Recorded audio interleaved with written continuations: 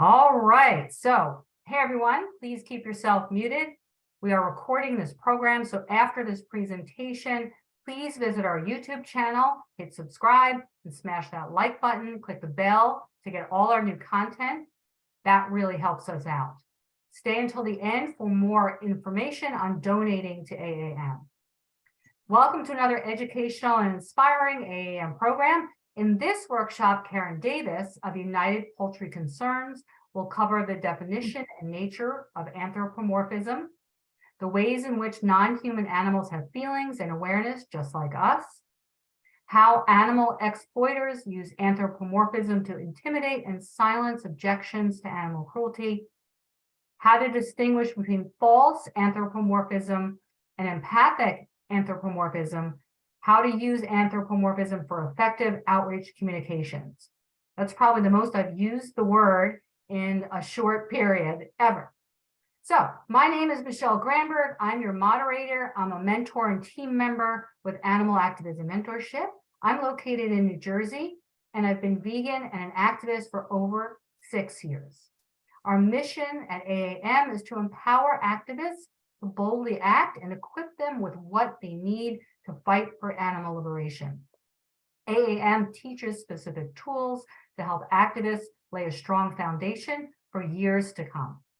We offer a free 3-month mentorship program designed for activists at all levels, where we pair experienced activists with aspiring activists. Through one-on-one mentoring, we generate an increased number of effective activists worldwide because we know this movement needs more activists. Additionally, we offer free workshops that train and educate our mentors, mentees, and the public on various aspects of animal rights activism. We have a podcast called the Animal Liberation Hour, and we host large-scale in-person events. AAM is proud to be fueled by FARM, the Farmed Animal Rights Movement, one of the oldest AR organizations in the country. If you're interested in applying to become a mentor or a mentee, or to get involved or to donate, please visit our website, animalactivismmentorship.com. Follow both AAM and FARM on social media. Yeah, so now I get to introduce our distinguished speaker. Karen Davis, PhD, is the president and founder of United Poultry Concerns, a nonprofit organization that promotes the compassionate and respectful treatment of domestic fowl, including a sanctuary for chickens in Virginia. Inducted into the National Animal Rights Hall of Fame for outstanding contributions to animal liberation, Karen is the author of numerous books, essays, articles, and campaigns. Okay, so I'm going to pass it over to Karen, but hold your questions until we call for them, but we will open up for Q&A after Karen's presentation. All right, Karen, it's all you now. Go ahead and take it away. Okay, thank you, Michelle, and thank you everybody who's here to participate, listen and participate into the discussion today. I'm just really delighted and happy to be back on this wonderful show. So today I'm going to talk about anthropomorphism and look at it from various points of view. I told Michelle I was going to start out reading from an email, very short, that I received a couple of days ago from a colleague, Rabbi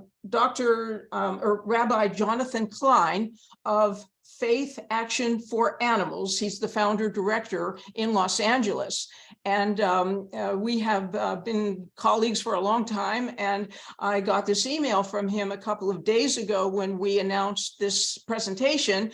And he said to me about anthropomorphism as follows: personally, I find anthropomorphism to be an insult. I feel the same way about anthropomorphism in theology. Both of them show the idiocy, and limitations of human beings to think imaginatively. My humanism is steeped in anti-speciesism and vice versa, although it may be hard to explain by email. I asked him to write an article and send it to me, and we would publish it. The fact that aliens are always portrayed as humans is just another example of how we cannot think outside of our own absorption with ourselves. All anthropomorphism, he said, is built on an obsession with self-interest. I'm not saying that it doesn't have some efficacy when retooling people's brains to become more compassionate and move away from their tendency to molest animals. But it's not the vision I have or how to get there. I think we have to insist that the uniqueness of all creatures is reason enough to be gentle and to have more humility. So I thought that was very tantalizing and fits in with the many ways of looking at anthropomorphism that I have encountered. And so it's one of those terms that is steeped in ambiguity, really. And so we try to look at how it can be invoked and practiced productively, if that's possible, as opposed to the way it mainly affects the human relationship to other animals. First of all, most people probably know already that the term anthropomorphism was originally used to describe attributing human characteristics to a god or goddess, a deity. When Charles Darwin published his famous book, The Origin of Species, in 1859, there was a lot of discussion about and has been ever since, about the ascription to God, if such a thing even exists, in attributing our characteristics to a god, and always anthropomorphism in attributing human characteristics to a god or goddess or whatever has always excluded other animals. It has always been asserted that, certainly in the Judeo-Christian tradition, that humans alone are made in the image of God and all other animals are not. And well, if such thinking even includes or is willing to concede that we are animals, and there are plenty who still will not concede that, or if they do, they consider it to be something that they're not proud of. And there are philosophers who want us to finally reach the place where we completely lose our identity with and connection to other animals and become like some type of pure mind, human mind, with whether there's a God or not, just a pure human mind, exclusive of really everything else. That's one of our conceits and a kind of hubris, I think we would agree here, but it's nonetheless an aspiration that there are that is out there amongst certain types of people. Well, I'm going to talk about what is probably most familiar to us right now, and that is what I call false or negative anthropomorphism, which is very, very evident in the Western world for sure, with our technologies applied to other animals, our vivisection laboratories, animal agribusiness, and so on. And so what we see where agribusiness is concerned, and I'm going to mainly use chickens as my primary example here. But what I have to say about chickens in the agribusiness industry, what has been done to them and how they're used and how they're forced to live, obviously applies to all of the animals, including the aquatic animals. And now we have octopuses who are being drafted into this hellish agribusiness world, where everything they are is going to be negated and abused for the sole purpose of turning, well, octopuses and all these other animals, which is an ongoing process, into a being who exists strictly to become a food source for human beings. Not only to become one, because most of them already are one, but also to try to do things to their bodies that are completely alien to them and that are completely alien to nature outside of the human realm, to the extent that we even are part of the natural world anymore. And again, there are many people who don't want humans to be part of the natural world, which is considered to be inferior to the world of pure humanism and human enterprise and so on. But if we look, for example, at, well, let me just say one thing too, that I think most people here are aware of. Anthropomorphism, though it is, so the idea of human and other than human beings are scoffed at, for example, by vivisectors. They do accept the idea that we are related when it comes to doing experiments. For whether it's the psychology experiments, the basic research experiments, all these different kinds of experiments to learn more about human responses to drugs and to loneliness and to just about everything.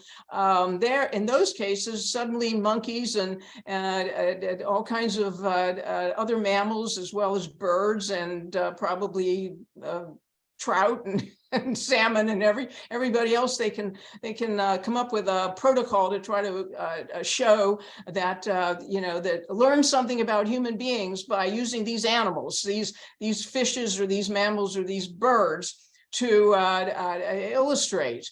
So on the one hand, we say that we're different from animals or other animals in almost every important way, and then on the other hand, when it's convenient, we shift ground. By we, I mean our society, not me, not you, Michelle. But then suddenly, oh well, we can use these animals to learn more about human beings. And it's, I have to say, just quickly, it is just amazing to me that we, after all these decades, I got involved in the animal rights movement in 1983. And one of the very first things I was involved in was a PETA workshop to help us to learn how to protest effectively against a wound laboratory conducted by the Navy, the US Navy. Shooting goats and pigs and all kinds of animals to see how they respond to different kinds of artillery and assault weapons and so on. And then for a while, there seemed to be a moratorium on that type of military wounding experimentation. But I don't know how many of you know that now it's back. Now, once again, PETA is telling us about, now it's the Army that has started up doing new wound experiments on pigs and God knows what other animals. So it's like, when you think you have finally accomplished a victory for animals in some segment or other, you never can rest assured that it's gone for good, because the humans can keep coming up with more reasons to do horrific things to animals, and animals are always, in the final analysis, completely defenseless. And when money is involved, they're completely defenseless. And money is very important, as everybody knows here, in every single thing that we're looking at when we talk about the degradation, the abuses, physical and mental effects that we have on animals, and that things that we do to them. So I'm going to, as I say, I'm going to speak mainly about chickens here. Many people don't realize that chickens were the prototype for modern factory farming. Right here on the eastern shore of Virginia, Maryland, and Delaware, the Delmarva Peninsula, which is a very small peninsula right here. I see somebody here is from Exmoor, Virginia, up the road. Notwithstanding, Delaware in particular prides itself on being what it calls the birthplace of the broiler industry. They don't even use the word chickens. They just say the broiler industry. But finally, the broiler chicken industry got to the place where they felt that people are comfortable enough not thinking about chickens when they think about chicken anymore, that they changed the name of their association in their magazine from broiler industry back to chicken industry. So now it's the National Chicken Council. And because they feel perfectly comfortable that nobody thinks about a chicken anymore as a chicken, they think of chicken as a food. So in any case, this region of the country is one of the hugest chicken producing areas in the entire world, and certainly in this country. And it's the birthplace of the broiler, quote unquote, chicken industry. And when we talk about these chickens who have been bred for meat industry and the meat industry, and you probably know that chickens are 9 out of 10 billion animals slaughtered for food each year in the United States alone. So that is of land animals, excluding water animals. So 9 out of 10 billion are chickens. And right down here on the Eastern Shore, there are like 5,000 plus chicken houses, each with like 40,000 chickens or something in them. And the whole area is like the whole economy here is the chicken industry. So when we talk about the broiler chicken industry, what are we talking about as far as anthropomorphism is concerned? Well, what it mainly comes down to is transforming the body of the chicken into a form that reflects our desires, our wants, our interests, to reflect us, and not to really be a chicken anymore, but to be a reflection of what we want them to be. So the idea is to take the body of a chicken. Chickens come from the tropical forests of Southeast Asia and the rugged foothills of the Himalayan mountains, where they continue to exist and thrive to this day. However, unfortunately, the tropical forests are being eroded in large part, to produce soybean fields so that we have soybeans to feed to factory farmed chickens, turkeys, and pigs, and ducks as well.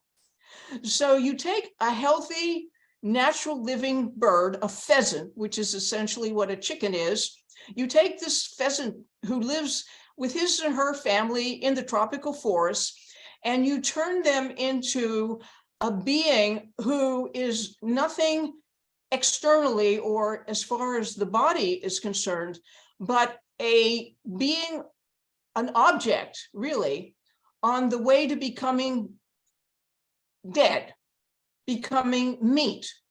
So one of the big things that was done in the mid 20th century, late 1940s and early 50s, was to have these contests to create a chicken who would grow very, very large and very, very fast. And without going to the whole story there, and through the whole story of the A&P sponsored Chicken of Tomorrow contests, this was one of the beginnings of creating the modern commercialized broiler chicken, a chicken who would have a huge, broad breast, and who, instead of taking, let's say, 6 months to become large enough, but never even close as large as a broiler chicken. Real normal chickens don't get even close to that size or that weight. But the idea was to create a chicken who would grow rapidly, what the industry calls forced rapid growth, and to create this bird who would mainly be a breast. So externally, the chicken has been transformed into a being who reflects human beings and has basically nothing whatsoever to do with the body and the life of a normal chicken. The body has been turned into something which within which every other body part, the internal organs, the wings, the whole thing, the whole body has been turned into appendages for only one thing, and that is the breast of the chicken.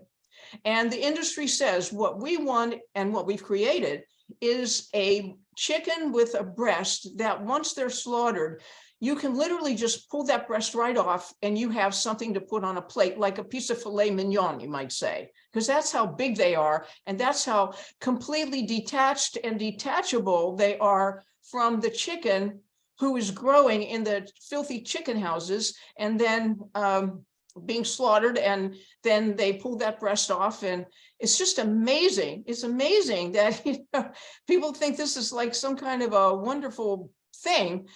Anyway, it's completely artificial. It completely reflects not who chickens are, but how we want to use them and how we are choosing to use them. Well, it isn't only the breast that's affected by this, as I've indicated. The whole body of the chicken is deformed by growing a chicken for only a breast. The same is exactly the same for a turkey and a duck who are raised like the white Pekin ducks, the turkeys. They're all going through the same thing. You think about turkeys. Turkeys' favorite method of mobility is walking. They love to walk. They also run. They also swim. They love to fly up into tree branches and everything. So turkeys, like chickens walk all over the yard. They walk all over the place, have been turned into birds who basically can't walk anymore. They can't run, or if they can, it's with great difficulty, and they soon become lame if they live long enough. So here you have birds whose legs developed in nature through evolution to run and walk and to hoist themselves up to a tree branch. And they have been turned into beings who, one reason they can't walk is because their body grows so fast on top of their skeletal system that the skeletal system can't support the body weight. They just can't. So the skeletal system of a normal chicken, for example, doesn't even complete its growth until the chicken is about 10, 11 weeks old. So, but these chickens are slaughtered at 5 to 6 weeks old. So their skeletal system is soft and malleable, and it can't hold up the body weight. So here's a bird who loves to walk around like the turkeys. They love to walk and run and so on. They reach the point after a couple of weeks of fast, rapid growth where they can barely, if at all, stand up anymore. First of all, they're in extreme pain, like a person who is very overweight and develops osteoarthritis.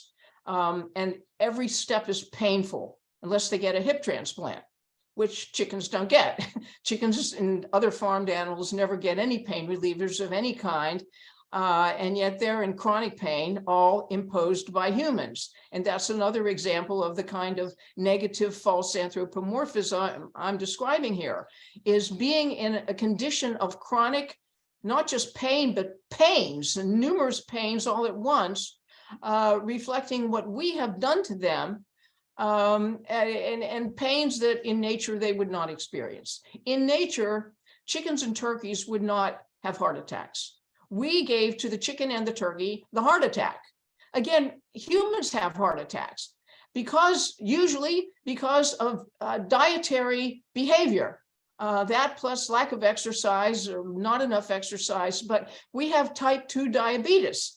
We have all these chronic systemic diseases that we have inflicted on ourselves as a species, or certainly as a society, that we have that we are reflecting in the animals that we raise to be eaten to cause us to have these diseases. So it's a very weird kind of mutual pathology that we're looking at here. So the chickens' bodies they're deformed. I mean, for example, the fact that they're raised for a breast muscle and then huge legs, the chickens and the turkeys who are bred for the meat industry, their thighs are huge. And so this affects their lungs, it affects their hearts, it affects their blood vessels, it affects everything, because everything in their body is in disproportion. It's all disproportioned inside, so their whole body inside is affected by the fact that they're bred and raised for breast. It's one of the reasons that they don't walk well, that they walk with difficulty if they live long enough to actually be rescued and walk. Their whole being has been transformed into a source of pain, a deformed being, all for people to crunch on their bones and their eat their breasts and chomp on their legs and so forth. So they're a reflection of our desires and not of their own. Meanwhile, this body is within this body is a consciousness that is a chicken's consciousness. The chickens are in a cage, a bodily cage. This is not who they are, but they are stuck in it, just as if they were a prisoner locked up in a little 2x4 cell, like a condemned prisoner, which is what they are. They're on death row. They are condemned to die, and they're in a little tiny, they're in a body. I haven't even gone to the external environment yet, but they're in a body. They're caged in a body that they cannot escape, and that is completely alien to them and pathologic. And they have to live in that body. And if we're going to talk about extending ourselves, try to understand other creatures, other animals, let us try to imagine, if we can, what does it feel like to be forced to live in a body that isn't you? That's completely alien to who you are, to your consciousness, to all that you evolved to be, all of your expectations from within yourself. So we look at the chicken or the turkey and the other farmed animals who are confined in these abnormal bodies.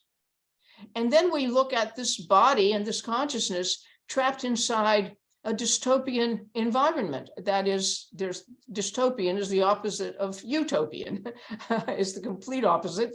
And so here they are in these filthy chicken houses. I'm talking right now about, again, turkeys and the chickens and the birds who are bred specifically for meat production. Here they are, and if you've ever visited one of these houses, first of all, they're filled with toxic fumes, gases. The main one we hear about and that you experience as soon as you open the door of one of these sheds. And again, there are thousands of them right up the road from where we are located here on the lower eastern shore of Virginia. Even if the house has been depopulated for a week, as soon as you open that door, the ammonia fumes burn right into your lungs and into your throat. So if you haven't experienced it, it's hard to describe. But if you've ever been like near a cat litter box that hasn't been changed for a long time, or in the old days, we used to have diaper pails, you know, where you throw a cloth diaper, use diapers into the diaper pail, wait for the diaper man to come and take them away and clean them all up and then bring them back the next week. Well, a diaper pail, when it fills up with baby diapers, used baby diapers, you put your nose in it and it smells like ammonia fumes because that's what you're smelling. And the same with a very dirty cat litter box. Well, imagine these birds who come from the tropical forest, the most refreshing place on earth, you might say. And here they are living in the dense toxic fumes. And the ammonia is only one, okay? Ammonia along with all these other toxic fumes. And they're breathing these fumes. They're breathing them in nonstop. And they are, their eyes are burning with the ammonia fumes, because again, as I said, if you just open a chicken house door, you feel it in your eyes right away. Many chickens go blind from these fumes. They develop keratoconjunctivitis, which is a very painful eye disease from these toxic ammonia fumes. And then in your throat, you take a breath, and you can feel these toxic ammonia fumes right there in your throat and in your chest. You feel it in your chest. Now imagine being born and spending your entire life as a baby in nothing but toxic ammonia fumes, plus all of the other toxins that you're breathing, plus all of the dander that is floating around from the skin, plus the feather barbules, because feathers are always coming off, and they don't just fall to the floor and get stuck in the poop that's everywhere, they are floating in the air. See, I say we can't even imagine what it feels like to be in an environment like that. And again, not just to be ourselves, but to be a completely other species for whom this is so alien that you can't even imagine it. And yet there they are, stuck in that. They are in a human constructed environment that has nothing to do with who they are in and of themselves. The poultry industry is very proud of constructing an animal whose body reflects the technology that we have created as an industry. They want a body that is a technological replica of machines. And of course, the pride that has inspired the poultry industry and all of animal agribusiness ever since, for example, going back to the beginning of the 20th century, and is reflected in magazines like National Geographic. How man has tamed the fowls of the fields and forests. You know, I mean, you read things like this, you know, this is a source of great pride. And the idea of taking the chicken, for example, and turning them into a pure reflection of ourselves, and a being who is suited only for the technologized world that we have created for them. Well, here's the thing, they're not suited for it at all. Because if they were suited for it, as Dr. Michael Fox once wrote eloquently back in, he's a veterinarian still writing, he must be 100 years old by now, like me almost, but anyway, he wrote back in an article in 1983 that it is clear that these birds are in no way fit or fitted to these pathologic dystopian environments, because if they were, they wouldn't have developed all these man-made diseases. Why is it that they die in their infancy of heart attacks? Why do they have all these horrible skin diseases? Why are their intestines necrotic, that is dead tissue? Why are they a host of so many different types of pathogens that, and new pathogens developing as variants and more virulent than ever, specifically because they have factory farmed chickens as their hosts? I mean, we are creating, just by having factory farmed animals, we are creating all kinds of bacteria and viruses that have evolved in response to our poultry industry birds. So, I mean, the whole thing, again, comes back to us.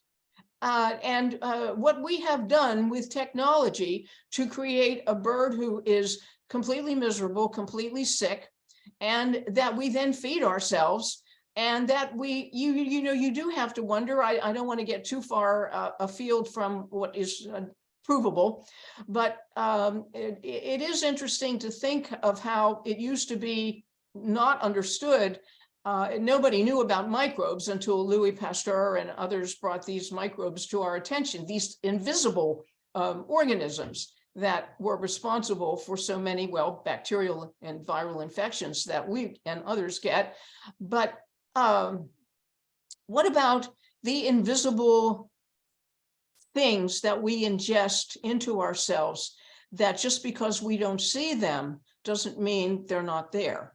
I mean, the misery that we are ingesting when we eat these birds. I mean, what we don't know what is embodied in the bodies and in the eggs that people are ingesting that could be having a certain effect on their psychology, on the way they feel. We already know that in this society, which lives on a terrible diet, we know how many people died, not just strictly of COVID-19, but they died because they were in horrible condition in the first place. And they had so many, and have so many, dietary related diseases. This is another example in which the humans are reflecting the animals they're eating. They're developing all of the kinds of diseases that have been imported genetically and environmentally into the animals. So there's this transfer back and forth between all these diseases that humans are experiencing, whether they're bacterial, viral, or chronic systemic diseases, and the animals who are being eaten are in turn having these same human inflicted diseases, and they're mirroring these diseases. So we have this strange situation, horrible, evil situation, really, and trying to get people to understand this this connection is very hard for people, because, as I'm sure most of us know here, especially if we've been trying to get people's attention and to help people to understand what they're really doing when they eat a piece of chicken or a turkey or a piece of beef, whatever, a turkey and fish, crabs, lobsters. There's a total disconnect between animals and food in most people's minds. Even in people who raise animals, it's like once they think, that one of the reasons that farmed animals have traditionally been viewed and treated with such disdain is because farmers knew they were going to be their food. They're already food, even though we have to go through the part of where they're still alive. That just gets in the way, the part where we have to feed them, especially because feed is like 80% of the cost of raising an animal to be slaughtered. So it's sort of like the animal's life is a phase that is very undesirable. Because you have to spend money to keep them alive long enough to go to slaughter. You have to feed them. You have to do some things to keep them alive. So what the industry would like most of all would be to have a situation where you can bypass the live, the live part, which would be good in a way, because these chickens and other animals have nothing to live for anyway. And that would get us actually into a whole other discussion, which I'm not going to get into, about cultivated or cellular meat, the whole idea of creating meat that reflects meat from slaughtered animals, but is not. I mean, when you look at all this stuff, we're living in a world that is so bizarre. And again, people, it's normal for people. How do you get people to look at what looks like normalcy and understand how completely bizarre it is? Again, if it was just bizarre, who would care? But if there wasn't such massive misery and cruelty, unimaginable cruelty and suffering, and again, we're still in, as a society, we are still very, very removed from the life of other animals. We're still very removed. Even cultures who have appreciated animals in a certain sense in the past, often it's been more of in an iconic way than like caring about actual individuals. Getting people to care about individuals. And one of the things that Rabbi Jonathan Klein was saying there, and that all of us too are saying, and that compassionate conservatism is trying to get environmentalists to see, is in animals, let's say wild animals are not, they're not just species. They don't experience themselves as just this generalization called a species. They experience themselves from within, just like we do. They experience themselves as individuals. And we still largely environmentally do not have a view of animals as individuals. And again, that goes back a long way to cultural attitudes that it's not the individual who matters. It's just the, thanking the species for giving us these individuals to eat. And so there's a lot of, what do I want to say, rationalization that has gone on among human beings since time immemorial to justify killing individual animals or putting them through a lot of suffering in order to finally become dead. So there are those things to consider. I do want to say a few things about anthropomorphism from a possibly positive standpoint. One thing that we have to realize is that the only way we can understand the members of other species is through our own eyes. We can only see them through our eyes, and our eyes meaning our nature, our psyches. So that's a fact we have to contend with. I believe that human beings, if we are free of wanting to do something instrumental to other animals, use them for something or other, and we're really just interested in getting to know them, that we do, not everybody has the same capacity, but many of us do have an ability to extend our imaginations into the lives of other animals without pompously saying, oh, I know that animal completely and there's nothing more to know. That's not what I'm saying at all. I'm sure you all understand that. But to extend our imagination in a meaningful way, based on observation, based on careful observation, based on a caring attitude, and, you know, I would say seeking to be as objective as possible, that is keeping ourselves as much not in the picture as trying to get a picture of the animal. And by picture, I mean, you know, an understanding, an appreciation based on watching them, listening to their voices, observing the things they like to do. We can certainly see the things they like to do compared to the things they don't like to do. And that's manifested, of course, in even their health.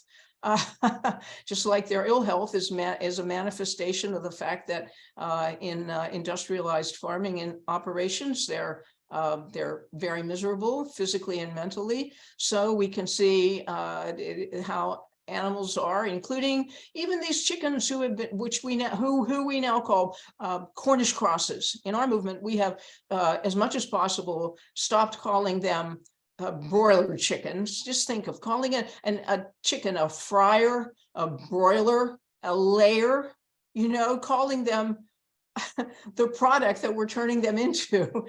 And again, this is all deliberate, you know, to try to dissociate people as much as possible from a product that we want people to, not we, they, the bad guys, the industry, to want to consume.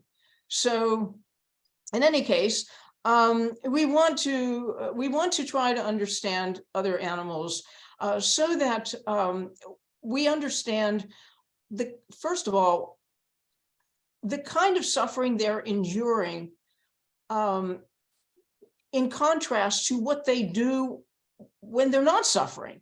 We can understand better the kind and the degree and the quality of their suffering when we understand something about what they choose to do when they're not in a totally controlled and miserable environment. So certainly I consider one of the great benefits of a farmed animal sanctuary, for example, a good farmed animal sanctuary, is the opportunity to get to know these birds and other animals. And as a matter of fact, there are sanctuaries, including ours, which have had great success with chickens, for example, and turkeys who have come straight from factory farming, hens used for egg production who knew nothing but living in a cage, in a universe of cages their entire life, chickens from the broiler chicken industry, from the horrific chicken meat or duck meat industry. And once they are in an atmosphere which reflects as much as possible who they are, because who they are inwardly is an incorporation of the world in which they evolved.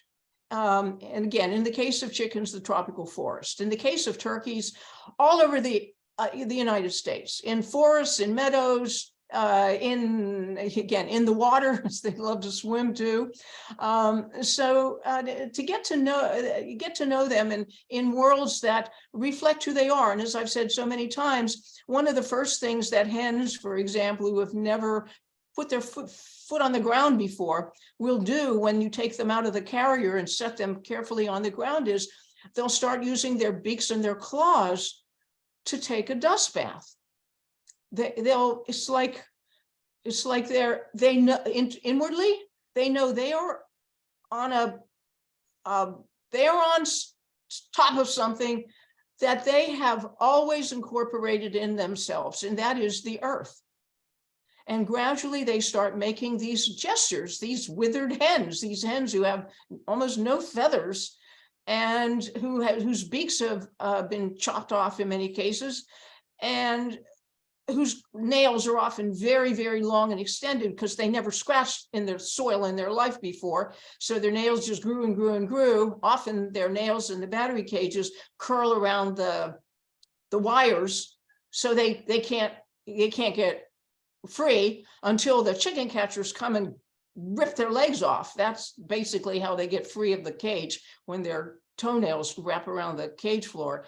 But the thing is, you see the hens recognizing with their whole being the world that they evolved to live in and to recognize and to find pleasure and hygiene in, because a dust bath is how a ground nesting bird like a chicken or a turkey or a peafowl, a guinea fowl, and others, all kinds of pheasants, that's how they clean themselves. That's their version of a water bath.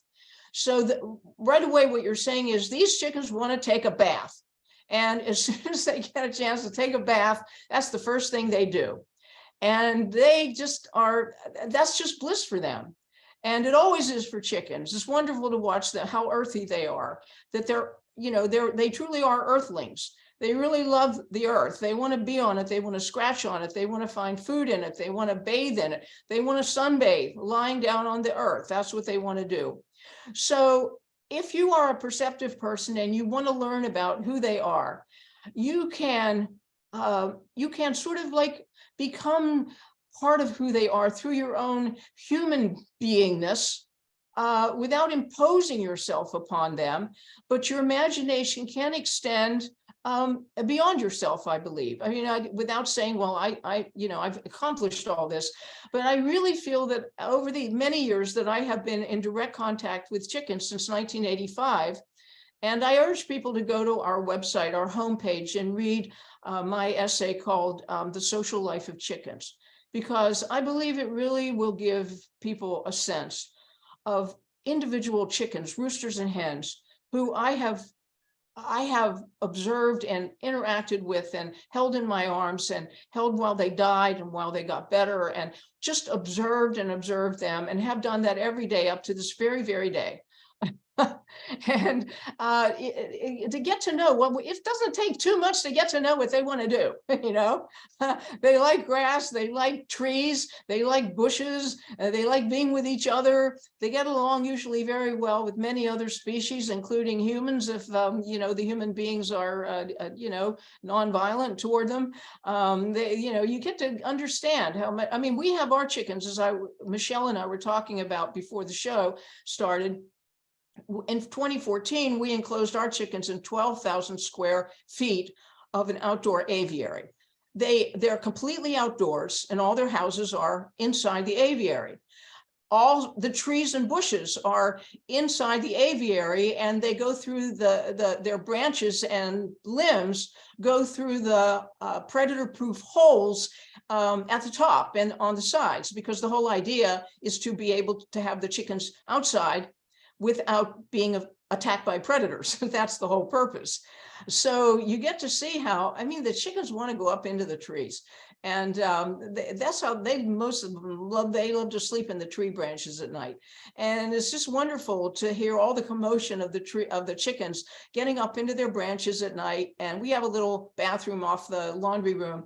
And when you look out into those tree branches that are right next to the laundry room window, and the chickens are looking right in at you, in the little toilet room, and there they are, they're in their branches, and the early part of when they're getting established for the night, they're knocking each other off, and they're just having a good time, commotion wise, and getting settled. And then all of a sudden, silence, complete, total, utter silence. Everybody is settled in for the night. You don't hear another sound. So again, I get back to this whole thing. Right now there's a cardinal who lives right outside one of our long windows in the front room here, right outside where I'm sitting here. It's a very long window. Well, actually all our windows are like that. This is an old house.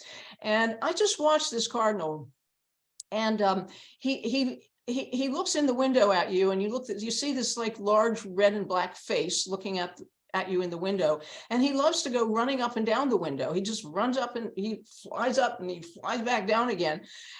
But I look at him and I think the way I do about the chickens. When you look at the behavior and just the body and the movements of another being, and you think of what kinds of experiences did they have and do they have that is reflected in those body parts. I mean, they are so, each one is so unique in the way, what does it feel like to develop feathers through an evolutionary period? What did that feel like? What does it feel like to have feathers, or to have grown feathers as a being who was coming into being? Because I always think of something I read once that the philosopher Hegel was supposed to have said. He said, remember that everything that is had to become so. And I thought that's such an important thought, that we take for granted what already is. And we often don't think of, how did it become that? What were the processes that are incorporated into that individual, into that sentient being? What is their experience? What is their consciousness that relates directly to having feathers, having that particular type of skin, that size, those legs, those movements, those gestures? It's really something to think about. And then you realize how most people don't even think at all. They just sort of dismiss. And they're animals, right? There's us and there's animals, and they're all sort of alike. And I have to say that, I'm very critical with justification of Temple Grandin. I don't think she's this great animal seer at all. And I have demonstrated that in writings before. But, here's one of the things she says in her ridiculous book called Animals in Translation. She talks about humans versus animal. It's like, as she says, animals only see things in a kind of dizzy, I don't know the exact term she used, a dizzy way of shifting images or something just nuts. It's like, how could an animal, even the animal, capital A, possibly survive looking at the world through this set of shifting, dizzying images? So she says, this is how children see the world. This is how animals see the world, unlike human beings, because animals don't have the same kind of a cerebral cortex that an adult humans has, and therefore they see everything in this weird way. And it's kind of like, animals do. There's no such thing as just the animal. I mean, she's saying that a lizard, a locust, a lion, a chicken, a chihuahua, a chukar, every one of them sees the world in exactly the same way. Everyone relates to the world in exactly the same way. And as I said in this article I posted last week, imagine she gets 5-star reviews on Amazon for this rubbish, Another thing I'll just say, I don't know, where are we time-wise, Michelle? Well, you should start to wrap up so we can get to the questions in the next 2 or 3 minutes, I think. Okay, that sounds good. Is that okay? Okay. Well, again, as I said here a minute ago, I think there are ways in which we can, I think there's something called empathic anthropomorphism, that where we can extend ourselves into, as far as possible. Again, can't totally get to know each other as human individuals. I mean, I'm never going to get to know you completely, Michelle, and you're never going to get to know me completely, but we can get to know each other well enough, okay? If we are interested and if we extend ourselves in a way that we really want to get to know this person in a positive and caring way. And we can get to know animals that way. So I think that kind of anthropomorphism, empathic anthropomorphism, is a valuable attribute for us to develop. And again, as I said earlier, we can only see the world through their eyes by looking through our own. I mean, we're stuck inside our own skin to a certain extent. That's where we are, but we can extend our minds imaginatively. And we don't even understand the minds of other animals, really. We hardly know anything about their minds, partly because they are other minds, and because there are zillions of other kinds of animals with very zillions of different kinds of minds, but also because we're stuck in so many bigoted formulas that we can't see outside the boxes that we create. And that's a very sad thing for animals as well as for ourselves. But I'll just say in conclusion that one of the unfortunate things that has occurred within our own, broadly speaking, animal advocacy movement is the idea that if we remove the brains of chickens and we move their wings and remove what else, their beaks and all this, as long as we remove these things and they didn't feel pain, that would be an acceptable thing to do with them to enable them to live with better welfare, let's say in a battery cage or in a chicken or pig shed. And to me, that's one of the ugliest things I've ever heard in my life. You're saying you take the whole beingness of an animal apart for better welfare, as if the only thing that mattered was, well, do they experience pain? Well, the suffering means to experience a trauma or an injury, an assault on the body or the mind, whether or not the being so assaulted is experiencing it. You may have a tumor growing in your body that you're not experiencing at all yet, and hopefully you never will, but that means you have an injury inside your body. Okay, so the whole idea of reducing suffering to only pain is a diminution of the word suffering inappropriately. Suffering broadly means that you are experiencing an injury, some kind of assault upon your very being, your very genes, if you want. And the idea that the industry has of transforming the genes of other animals, this is an idea to fit them into our factory farms, our dystopian environments, which is such a horrible and let's say completely disrespectful, the ultimate disrespect. But when we have people in our own movement who thinks that this would be a positive thing to do, to create animals whose brains have been excised, their cerebral cortex has been removed, and their wings have been removed, and their eyes have been removed. I mean, this is another idea. Paul Thompson, a philosopher of agribusiness. Well, if the hens are calmer in a battery cage, if they can't see, aren't blind hens experiencing better welfare? I'm going to close on that note and say that we really have to be careful of our own movement, really, because there are some dangerous elements there, I'm sorry to say, when it comes to thinking about animals and what we need to do to liberate them from the toils that we have put them in, from the manacles that we have put them in, from the cages we have incarcerated them in. And we have to think really deeply and constantly about what animal liberation really should mean. So, and in part, we can say anthropomorphically, what would it mean to me? That's not just being selfish and self-centered. What would it mean to me? Because we can all understand what it feels like if, for example, suddenly somebody put us in a cage, in a whole world of cages, and we could never get out. We can extend the horror of what that would feel like, the physical anguish of being stuck with other human beings and our bodies never could get free of touching each other.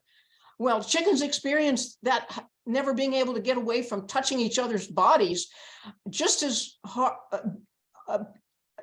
intolerably as we. And I would submit even more so in one way, because they have no understanding of why they're in those situations. That is a totally anthropomorphized situation they are in, that their psyches cannot possibly imagine. Like, why am I here? What is this? Because this is human, not animal, or not chicken, not any other animal but us. Right. Thank you. Thank you, Karen. Thank you so much for that and for all of your work and your passion. We're going to open it up now to questions for Karen. I see a question already in the chat.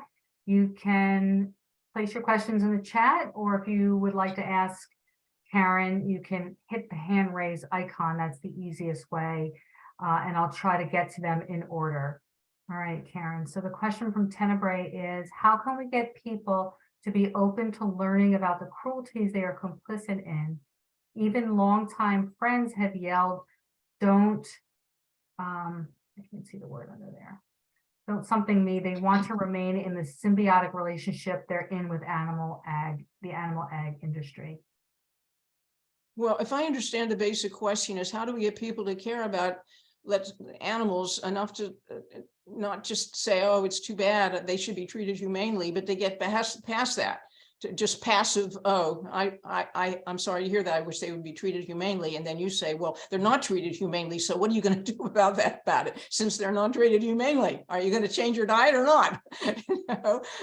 And they say, well, no, again, the $1 million question that all activists have, and I'm just going to focus right now on farmed animals, is how do you get people to care about them? How do you get people to even perceive them? How do we do that? How do we get them to see beyond a bucket of Kentucky Fried Chicken, or, oh, I want to have lobster tonight to celebrate my birthday? How do you get them to? I mean, in cases like me and many other people, I grew up eating animals without thinking animal ever. You know, I'm sorry to say, I always cared about animals. I fought with my father over the dinner table about hunting. I fought over, you know, animals on my plate, and I didn't make those connections at all. So there are people who have not made the connection for whatever reason. They just haven't thought animal when they're thinking food, or they're in the process of eating or ordering from a menu that isn't vegan. So somehow we have to get people to care about the animals. That's why I think and there's no easy answer here, okay? There's no easy answer. I mean, we're in this for the long haul. We have to educate ourselves. And fortunately, there's a huge amount of information available. And I'm just going to say, right on our website about chickens and turkeys, it's all there, about as much as you're going to find anywhere else on the planet. But you have to put yourself to some, to wanting to read a bit and learn a bit, and develop a vocabulary that can speak to people who are not familiar with what you have learned. I mean, if you want to be an educator, you have to educate yourself. That's what you have to do. And that just doesn't happen overnight. You have to you have to learn some important facts. You have to determine what facts you think will work with this person and that person, or that audience or this audience. You have to become articulate. You can't just say, well, it's cruel. Okay, yeah, it is cruel, but how is it cruel? I mean, why is it cruel? If they get, as the industry likes to say, they get 3 square meals a day, so what is the problem? They actually say things like that, you know. They're happy and content in their cages. Out there, they'd be at the mercy of predators. Well, hey, you're their predator, and you're a worse predator than a fox or a raccoon ever was, okay? But they just throw those things out there because they expect people to say, oh, yeah, I guess you're right. So the thing is, we have to educate ourselves. And we are no longer in a place in our movement, which began really officially the modern movement around the mid-70s. We are no longer in a position where we don't have enough information. We have, like everything in the society, almost, except really learning about the world that we live in outside of like the small animal rights movement at this point. We have like a plethora of information about just about everything. But we have plenty about chickens. We have plenty about turkeys and pigs. We have plenty, and learning more all the time, about fishes. We have a wonderful book by Jonathan Balcom, What a Fish Knows. We have a wonderful website by Mary Finelli, Fish Feel. And we have United Poultry Concerns, which is devoted and has been since I founded UPC in 1990, which is everything you probably are going to learn about chickens, although there's always more to learn. The point is, there's enough there for you to become educated and to be able to speak knowledgeably when you speak to people. You don't want to just be about statistics. You want to find a way to talk to people, talk to them. I know people who say to me, oh, well, I think leafleting is just a waste of time, because I just published a podcast with a transcript on leafleting. And, many people were very happy to read that. A couple of people said, oh, leafleting, all that does is waste paper. And, people may take a leaflet, but all they do is throw it in the trash can as soon as they get away from you. Well, what an attitude. I mean, first of all, we need to get into a situation that includes actually meeting actual people and talking to them one-on-one. I hate this idea that, well, until systems change, it's useless to do anything on your own. Becoming vegan isn't really worthwhile because, if the system doesn't change, your being vegan doesn't matter. Well, first of all, your taking personal responsibility matters 100%. Once you've learned the facts, that you have an obligation to do something about those facts. And if there's one thing we have it in our control to do, it's our diet. Okay. So the other thing is that if we don't start with ourselves, why should we assume that the U.S. Department of Agriculture will do something? As long as they have customers, they don't care. As long as the National Chicken Council and the National Turkey Federation and all of these, the National Beef Council, as long as they can say that consumption is up, consumption is up, that's all they care about. So we're not going to bring consumption down by saying that, well, it's useless to become vegan yourself and it's useless to talk to people about it. And until the system changes, the system is never going to change all by itself. Let there be peace and let it begin with me. I mean, we have to consider that as a very important idea. You start with yourself and you work outward. Okay, you start with yourself. And in my opinion, if you really care about animals and you want to help them, you have to be vegan, okay? Because you can't say, well, I'm still harming these animals, but, I'm harming them less. Really, it's so easy to be vegan right now that it's hurtful to hear people say, well, I don't know what I'm going to eat. And I understand. Okay, one thing we all understand. I think many more people would choose an animal-free vegan diet if it wasn't for the social and family world that they're in. That it wasn't people, their children, their co-workers, all of the people that they feel uncomfortable in making uncomfortable, or maybe being kind of ostracized by, or maybe ridiculed. We had a situation recently where a woman who died, we learned that the clergy at her funeral service and one of her relatives actually made fun of her veganism, her vegetarianism. And in our next issue of Poultry Press, we have a whole section on make your wishes known before you die. Not in your will, because often wills don't get read right away, but have a separate document that says, when my funeral service is held, I want, or a restaurant meeting afterward, I want a vegan meal only to be served. And at my funeral service, I want at least one vegan person to speak for me on my behalf and to explain what my animal rights vegan life meant to me and why. So that unfortunate episode actually led to something that I hadn't even really thought about before. I wasn't even thinking, well, your will is not enough, because true, your funeral service may be over before anybody even looks at your will. You've got to have that document in the hands of somebody who will speak for you and who will know where that document is located as soon as you close your eyes for the last time. So that's just something to consider. We have a lot. Anyway, to answer the question, we have to learn to be friendly but firm. We have to learn to reach out to people. Reach out, as I said in my leafleting essay, podcast and transcript. Don't stand there when you're out there with people and hold your brochures like here.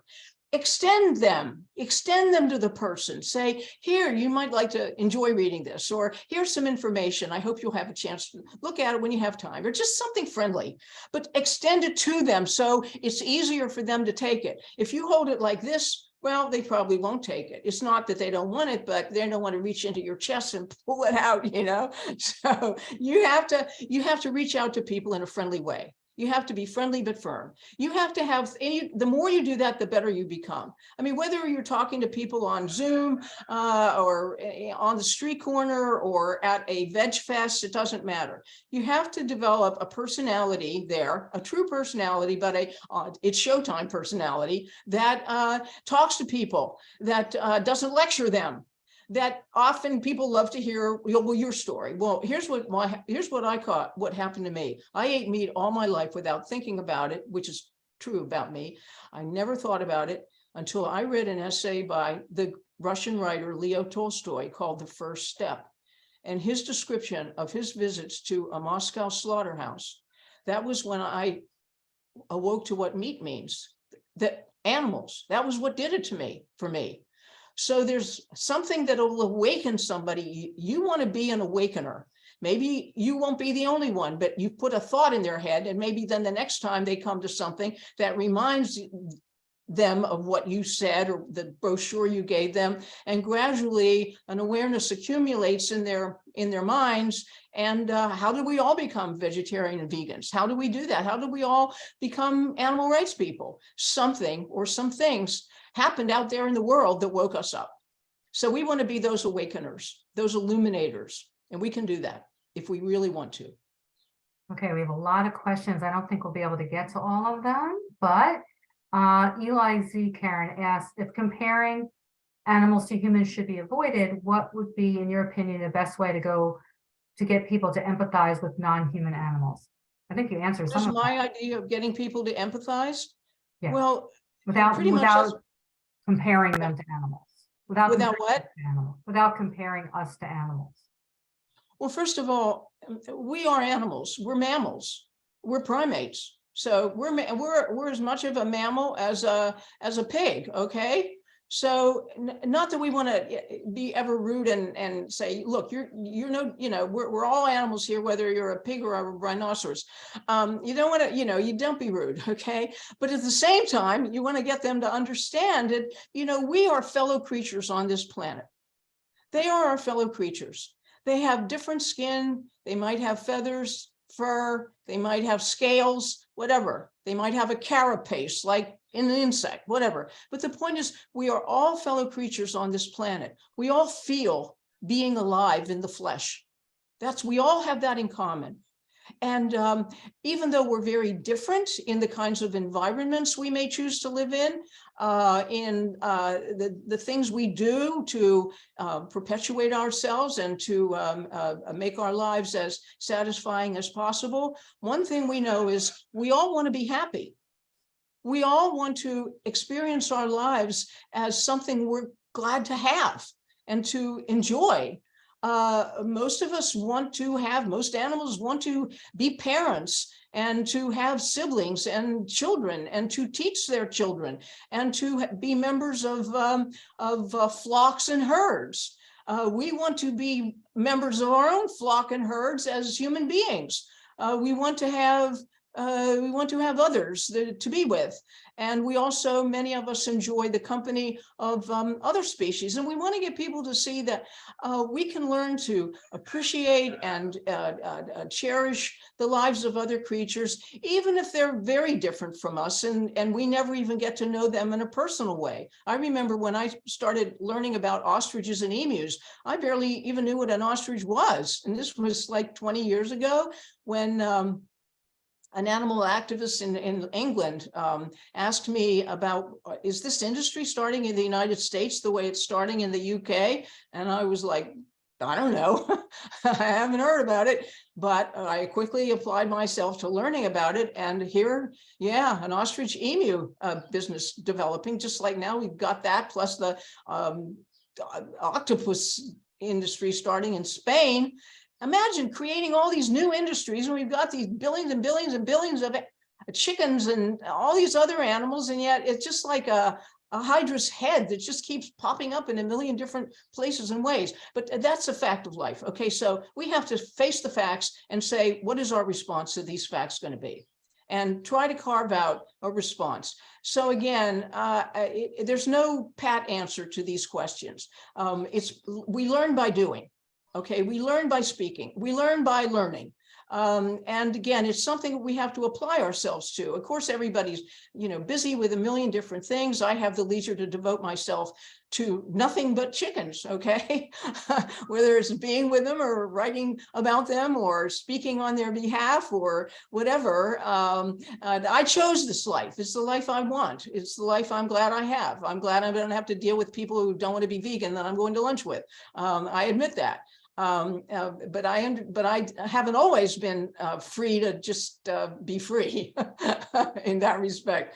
So, we just have to kind of get to know ourselves and what kinds of talents do we have that can enable us to best reach out to other people on behalf of other animals? Because self-knowledge is very important. Well, Eli, you unmuted. Did you want to add something to? It's Ellie. My name is Elina. Elina. Thank you. Sorry. I didn't really get an answer from you because you started the lecture saying that you're against anthropomorphizing animals, meaning you don't believe in attributing human characters to other non-human animals. And I just failed to grasp the reason why shouldn't we compare them? Why shouldn't we say they're just like us? I'm sorry if that seemed to be my message. It's not my message. My message is that the question is anthropomorphism just our inflicting, in the negative sense, our perceptions and our will on other animals to the point where we don't see them, we only see ourselves in them, okay, in a negative way, because we want to use them in one way or another. That's so, but of course we are creatures of a common planet, a common evolutionary development, and we definitely have impulses, desires, interests in common. We have domains that we do not share, even as individual humans. There are things I like to do that maybe you don't like to do, but at the same time, we have things in common, interests in common, desires in common. Again, the desire to be happy, the desire to fulfill our nature, to experience our nature in a positive way, to not be constantly afraid, to not be in a condition of constant pain and injury. We all share these characteristics as sentient beings. We are all sentient beings. We have nervous systems. We have feelings, and our feelings can be better or worse for us depending on the conditions in which we find ourselves. Humans have made very bad conditions for many, many billions of animals who are suffering at this moment all over the globe because of our selfishness. But there's another way of appreciating other animals. One is to, as much as possible, hands off, let them live their lives and let us quit interfering with them. On the other hand, we've created all these victims who we can't just let everybody go, who like every dog and cat go and say, well, get out there and just, become wild again. We can't do that either because we've created their plight, if you will. They have become domesticated, and I don't agree that we shouldn't give a home to a dog in a shelter because we're just perpetuating shelters. I just think that I don't agree with that, okay? I think we should give a home to everybody we can possibly afford to give a good, loving, permanent home to, okay? If they need a home, let's give them a home. If we're not suited for that kind of relationship to animals, by all means, don't give them a home. But no, I mean, we share all of these characteristics, but each of us has separate characteristics that maybe will be different from other creatures' characteristics, just as they differ from one another. They have things in common and they have things that are different from one another. I don't know if that answers your question, but does it? Yes. Thank you. It sounds like a no, but you're being polite. No. You actually answered not to generalize, but attribute everyone their specific special characteristics, which makes them unique.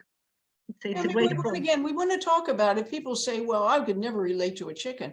Say, well, let's look at this. Don't you love sunshine? Well, do you know that chickens love sunshine? That just like you'd like to take a sun bath, so does a chicken. And if you don't believe me, come to a sanctuary, come to our sanctuary and watch them taking their sun baths. Even in the midst of winter, they follow the sun around the yard to get right in that spot where the sunlight is, because they need it for their health. And they also need it. It's a great pleasure for them. It's a great enjoyment for them. If you say, well, a chicken, I like to be clean, chickens are dirty. Say, no, they're not dirty unless they're kept in a filthy place that humans create for them to live in where they can't escape. But given their choice, chickens take what we call a dust bath, which is for them on the earth, not in filth, but in the earth, on the earth. What for them is the same as a water bath, a shower, or a bath for ourselves. And some birds, like sparrows, they take dust baths and water baths. So they want to be clean. That's another thing we have in common. They like to socialize with one another. Well, we like to socialize with members of our own species too. They like to be with other chickens. We like to be with other humans. That doesn't mean that's all we want to be with, or that that's all they want to be with, but they're social beings. Their nature is social, and they like to flock together. They don't like to be crammed together, but they like to flock together. They like to perform activities together, just as we as humans do.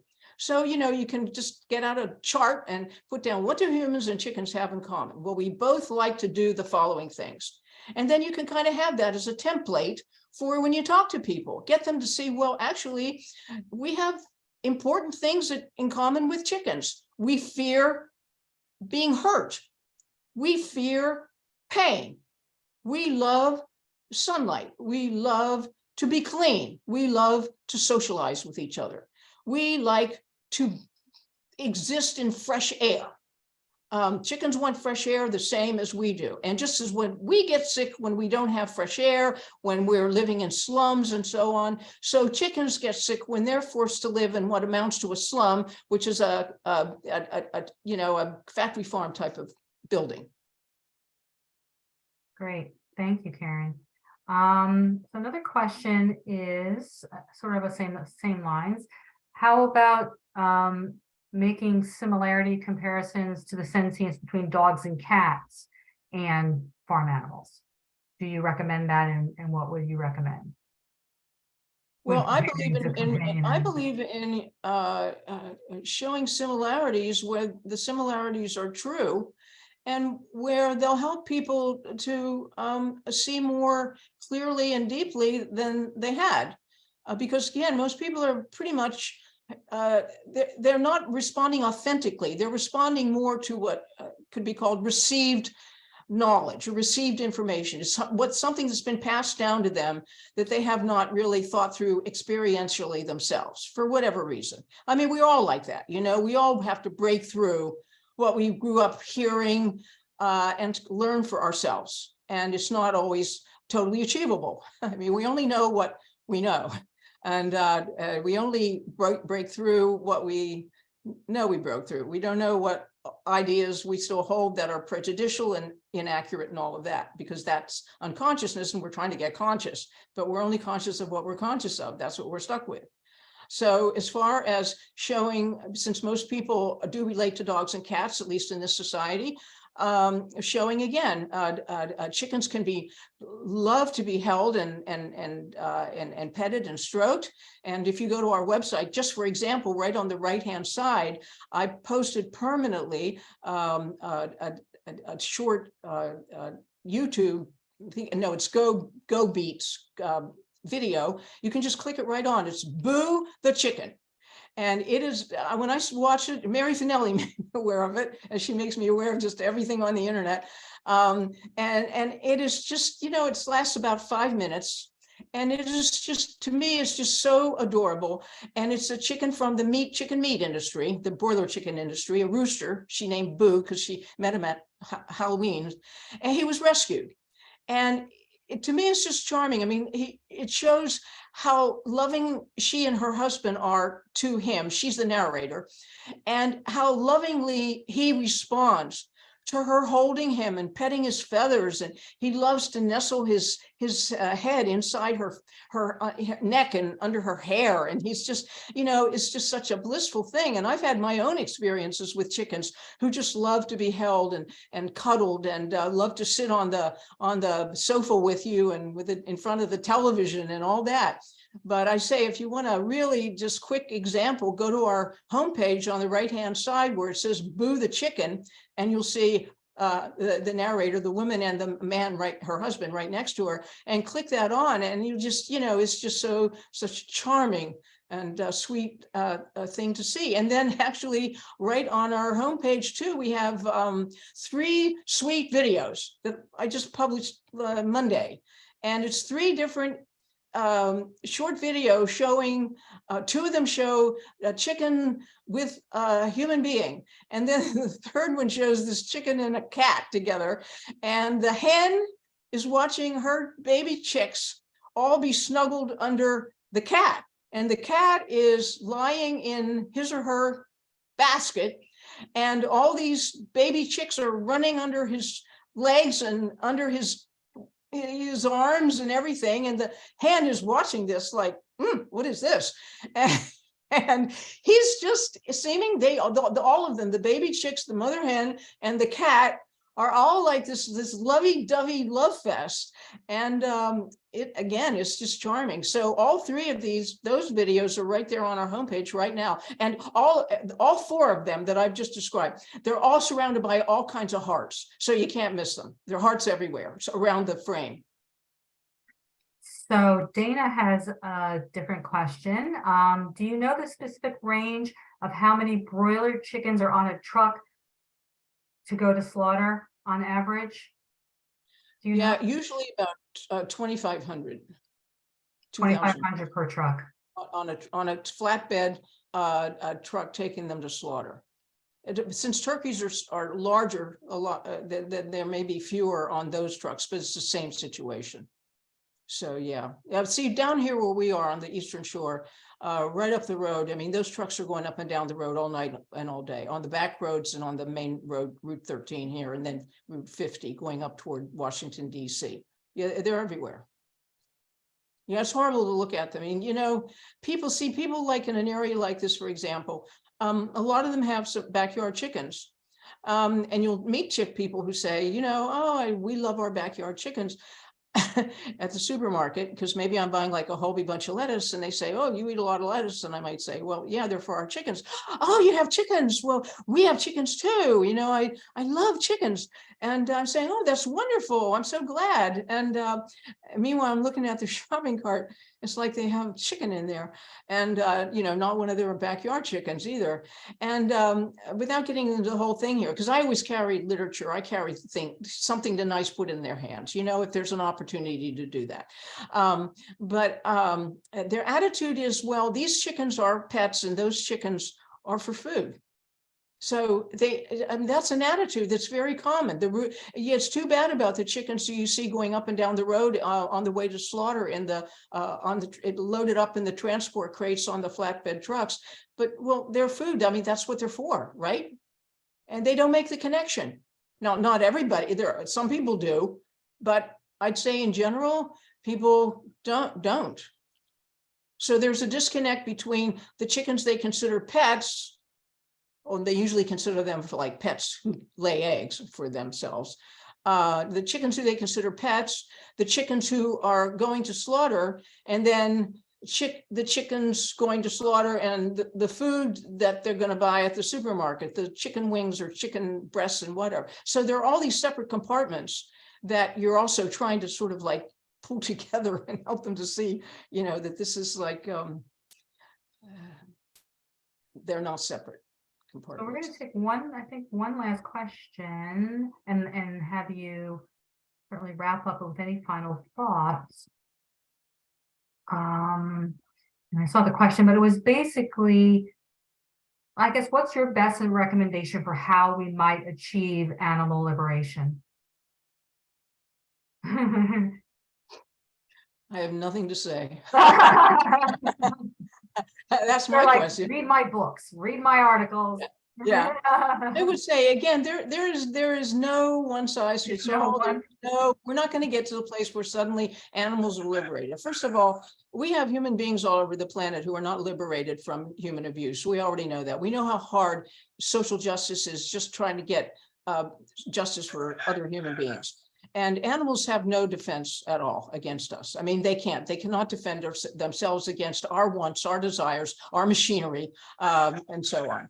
So there is no answer. When people say to me, if I didn't think we'd win, I'd quit. And then I say, basically, well, then quit. Okay, because this isn't like a beauty contest or a football game. As I wrote in an essay I wrote called on burnout, an essay I wrote on burnout that you can see on our Facebook page, and that we have to understand that we're in this for the long haul. This is not going to happen overnight. And so people, again, as individuals, we have to develop our own talents and know ourselves well enough to know what our particular talents are, how we can apply those particular interests and talents to working for animal liberation.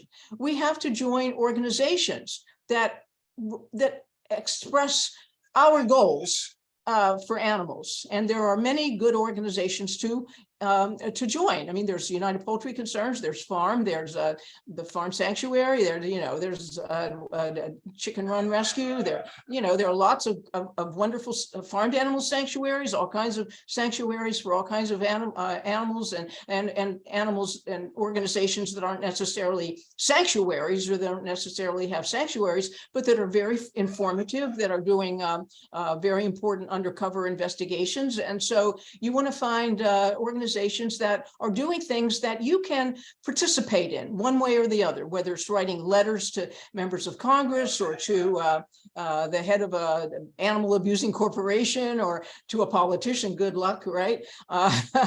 And groups that are out there leafleting on the street. Many groups do many different things. To Direct Action Everywhere, look at all the things they're doing. They're doing multiple things. And there are just so many avenues that are available to us to get in there. And never get the attitude of, well, I'm not going to listen to this anymore. I'm not going to attend this conference anymore. That's just speaking to the choir. No, if you take that attitude, it's time to retreat for a while, because we all have to continue learning. We can all learn new ideas, new tactics, new ways of thinking and acting for animals that hadn't occurred to us before until we read something or heard somebody say something or saw a poster, something. So, if we have the will, there are ways. Excellent. So, I think that's a really great way to end. If you caught those resources, if anybody wants to put them into the chat, all the different sanctuaries and websites and resources that Karen mentioned, feel free to, and any others that you have, sanctuaries that you support, sanctuaries that you follow, feel free to share them in the chat, share your own Instagram handles. And Karen, how do we find your podcast? Are you just on anywhere that podcasts? Yeah, if people go to our website at upc-online.org. Okay, so just type in Google United Poultry Concerns and the website will come up. So on the left-hand side, you will see a vertical list of topics or strategies, whatever you want to call it. Effective animal activism, for example. But one is videos and podcasts. So you just click that on, and there you will see all of my podcasts to date. We are gradually adding all the transcripts. Originally in 2022, I did the podcasts, but I didn't have the transcript added. But starting in 2023, I've always added the transcripts, and now we're also backtracking to get all the transcripts to all of the podcasts. But they're all listed there. You can hear them all. All of my podcasts are between like 8 and 11 minutes. I keep them short. I try to keep them short and always focus on a particular topic. Also, all of the books that I have published, not the children's book and not the cookbook, but the other books I wrote on the poultry industry, turkeys, so on. They are all for the Birds, my book of essays, are all there on that left-hand side of our homepage. Books in PDF. They're available in print and as a PDF form. You can just click them on and you can read them right there. So everything we do basically is on our website. Also, everything is in print. So we have everything in print and everything on the website. It's a great website. I'm sure hopefully folks have checked it out already. Your podcast is wonderful. So I guess we're going to kind of stop there, Karen, and don't leave yet, everybody, because I have a few closing announcements. But thank you all so much for being here. Just another moment or two. I wanted to announce our upcoming workshops. On April 6th, we have Dominionism and Domestication, the History of Animal Exploitation with author Jim Mason. On April 20th, I will be leading a guided mindfulness meditation for managing burnout and an animal liberation visualization, right? So designed for activists. On Thursday, May 4th, Mary Finelli of Fish Feel joins us for a workshop on advocating for fish. On Thursday, May 11th, we have Ending Horse Racing with the nonprofit Horse Racing Wrongs, and more workshops to be announced. You can bet. Michelle, can you say one quick thing when you're done? When you're all done, I forgot to mention it. Sure. Yeah, absolutely. Again, please check out our previous workshops. You can binge watch all of them on YouTube, our YouTube channel. Just search for Animal Activism Mentorship on YouTube. Please subscribe. Also, I wanted to announce our 2023 live events. We just finished one and we have more this year. Colorado Convergence is taking place in and around Denver. The dates are June 24th through July 1st. The Portland, Oregon Convergence is August 4th through the 12th. And the Ohio Occurrence is September 1st through 3rd in and around Cincinnati. No experience required, but registration is required. So you'll find the events on our Facebook page and on our website, or ask any AAM mentor. And please consider finally becoming a patron of AAM by finding AAM on Patreon. Your donations allow AAM to continue to provide free educational resources for activists, which ultimately saves more animals. So that's what I wanted to say to wrap up, and thank Karen. Thank you, Karen, for all your words of wisdom. And if anybody is interested in becoming a mentor or mentee or getting more involved with animal activism mentorship, you know, Can I say one more thing? you can drop your email in the chat. Also, if you want to be added to our newsletter list. Yeah, go ahead. Yeah, very quickly, you said May 4th, okay? Just so you know, everybody, May 4th is International Respect for Chickens Day. We've been holding this annual day since 2005, and the month of May is International Respect for Chickens Month. So definitely tune into Mary Finelli on May 4th and her wonderful presentation. I know it's going to be. She and I have been friends for many decades, and she's a wonderful, wonderful animal rights activist, vegan activist, but then go do something for chickens too, because May 4th is International Respect for Chickens Day, but the whole month. So if you don't get to doing something for chickens on May 4th specifically, you have a whole month to do that. And please remember that make every day Respect for Chickens Day. Thanks. Love that. I love that. Thank you for that reminder. What perfect timing. Respect for Chickens Day on May 4th. Thank you, Karen, so much. Thank you, everybody. Listen, live vegan, everyone. Stay strong. Get out there. Fight for the animals. Thank you. Thank you, everyone. Thanks so much.